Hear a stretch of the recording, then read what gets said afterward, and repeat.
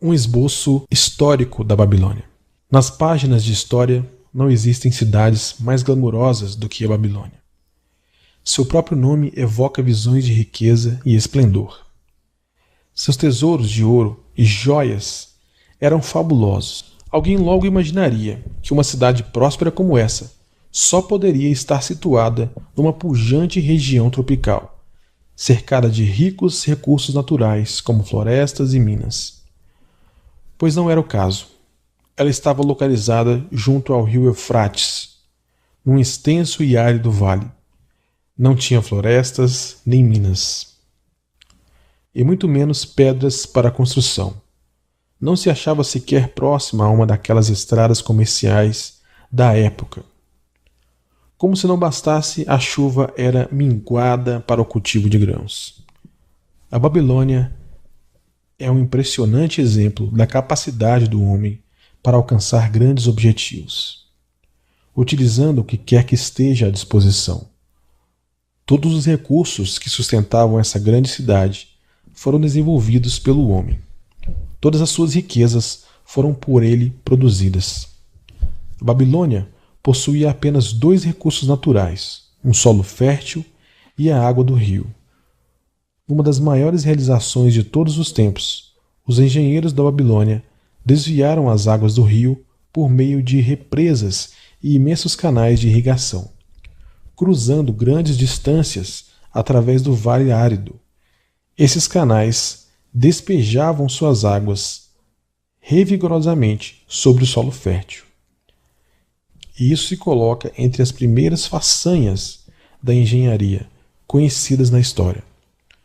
Abundantes colheitas foram a recompensa por esse sistema de irrigação que o mundo nunca tinha visto antes. Felizmente, durante sua longa existência, a Babilônia foi governada por sucessivas linhagens de reis, para quem conquistar e pilhar não passavam de situações episódicas. Embora se estivessem empenhando em muitas guerras, a maioria era de natureza local, e na maior parte das vezes buscavam conter a investida de ambiciosos conquistadores de outras regiões que cobiçavam seus fabulosos tesouros. Os magníficos governantes da Babilônia ganharam um lugar na história por causa de sua sabedoria, espírito de iniciativa e justiça. A Babilônia não produziu monarcas pomposos, que ansiassem por conquistar o mundo conhecido, para que todas as nações pudessem homenagear seu egotismo. Como cidade, a Babilônia não existe mais. Quando essas estimulantes forças humanas que a construíram e mantiveram por milhares de anos se dissiparam, ela logo se tornou uma ruína desabitada. Sua localização fica na Ásia, a cerca de 600 milhas do leste do Canal de Suez, bem ao norte do Golfo Pérsico. Sua altitude é mais ou menos 30 graus acima do Equador, praticamente a mesma de Yuma, no Arizona. O clima é parecido com o dessa cidade americana, quente e seco. Hoje, o Vale do Eufrates, antes uma populosa região de próspera agricultura, não passa de um deserto árido batido pelo vento. Uma vegetação rala de arbustos luta para sobreviver contra a tempestade de areia. Lá se foram campos férteis, as gigantescas cidades e as grandes caravanas de ricas mercadorias. Bandos nômades de árabes, levando uma vida difícil com seus pequenos rebanhos, são seus únicos habitantes. Tem sido assim desde o começo da era cristã. Colinas de terra semeiam o vale. Durante séculos, os viajantes acostumaram-se a considerá-las desse modo. A atenção dos arqueólogos foi finalmente despertada devido a pedaços de cerâmica e de tijolos que começaram a aparecer depois de ocasionais aguaceiros. Expedições financiadas por museus americanos e europeus foram enviadas ao local para fazer escavações e ver o que podia ser achado. Pás e picaretas provaram que essas colinas eram antigas cidades. Cidades sepultadas, não haveria talvez melhor expressão para elas. A Babilônia era um desses achados. Durante algo em torno de 20 séculos, os ventos espalharam sobre ela a poeira do deserto, construídas originalmente de tijolos. As suas muralhas, muito expostas, tinham se desintegrado, caindo mais uma vez por terra. Assim é a Babilônia, a faustosa cidade em nossos dias. Um amontoado de sujeira por tanto tempo abandonado, que nenhuma pessoa viva chegou sequer a saber seu nome. Até que foi descoberta através da cuidadosa remoção dos restos seculares, de ruas e dos escombros de seus nobres templos e palácios. Muitos cientistas consideram a civilização babilônica e a de outras cidades no vale como as mais antigas entre aquelas que possuem um registro definido. Datas positivas assinalam um recuo de 8.000 anos. Um fato interessante nessa conexão é o meio usado para determinar essas datas. Soterradas nas ruínas da Babilônia, encontraram-se descrições de um eclipse do Sol. Astrônomos modernos calcularam prontamente a época em que tal eclipse, visível na Babilônia, ocorreu e então estabeleceram uma conhecida relação entre o calendário deles e o nosso. Conseguimos, portanto, provar que há 8.000 anos os sumerianos que habitavam a Babilônia viveram em cidades muradas. Mas só podemos conjecturar sobre quantos séculos antes essas cidades existiram. Seus habitantes não eram meros bárbaros vivendo dentro de suas muralhas protetoras. Eram um povo culto e educado, até onde pelo menos a história escrita pôde chegar. Eles foram os primeiros engenheiros, os primeiros astrônomos, os primeiros matemáticos, os primeiros financistas e o primeiro povo a ter uma linguagem escrita. Já fizemos menção aos sistemas de irrigação que transformaram o Vale Árido num paraíso agrícola. O que restou desses canais pôde ainda ser acompanhado, embora quase todos estejam completamente cobertos pela areia acumulada. Alguns eram tão grandes que, quando sem água, uma dúzia de cavalos poderia correr lado a lado sobre seu leito. Em tamanho, não ficam nada a dever aos maiores canais dos Estados Unidos. Além de irrigarem as terras do vale, os engenheiros babilônicos realizavam um outro projeto de similar magnitude. Por meio de um sofisticado sistema de drenagem, recuperaram para o cultivo uma imensa área pantanosa na foz dos rios Tigre e Eufrates. Heródoto, viajante e historiador grego, visitou Babilônia em pleno apogeu da cidade e deu-nos a única descrição que conhecemos feita por um estrangeiro. Seus escritos fornecem um panorama gráfico da cidade e mencionam alguns dos extraordinários costumes de seu povo, além dos comentários sobre notável fertilidade do solo e as abundantes colheitas de trigo e cevada. A glória da Babilônia desapareceu, mas sua sabedoria foi preservada para nós. Por isso, estamos em dívida com sua forma de registros. Naqueles distantes dias, o papel ainda não tinha sido inventado. Em seu lugar, os babilônios gravavam laboriosamente seus escritos sobre tabuinhas de argila úmida. Em seguida, as tábuas eram cozidas e tornavam-se uma telha dura.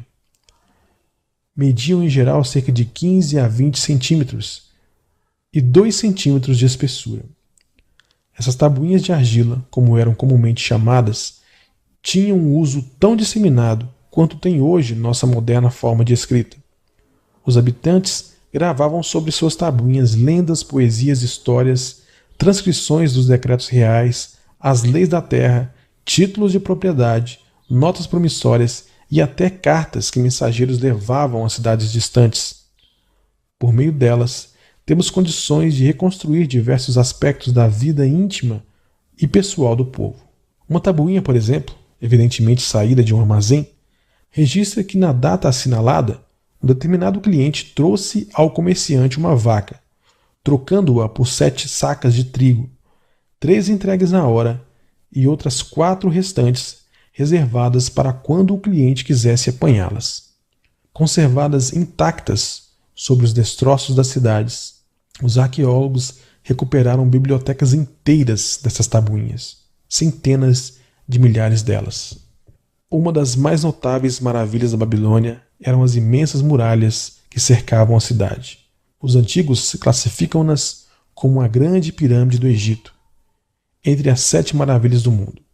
Atribui-se à rainha Semiramis a construção da primeira muralha durante os primórdios da cidade. Modernos escravadores não conseguiram achar qualquer traço das muralhas originais. Não sabemos nem mesmo quanto mediam de altura. Segundo menção dos primeiros escritores, estima-se que estivessem entre 15 e 18 metros de altura, voltadas para o lado de fora com seus tijolos queimados, e além disso, protegidas por um profundo fosso de água. As muralhas mais recentes e mais famosas foram iniciadas cerca de 600 anos antes de Cristo pelo rei Nabopolassar. Era de tal envergadura seu projeto de reconstrução que ele não viveu o suficiente para ver a obra concluída. Essa foi continuada por seu filho, Nabucodonosor, cujo nome é bastante familiar à história bíblica. A altura e a extensão dessas últimas muralhas desafiam a própria credulidade. Autores idôneos julgam que elas alcançassem a altura de 45 metros, o equivalente a um moderno prédio de escritórios de 15 andares. Sua extensão total estaria estimada entre 15 e 20 quilômetros.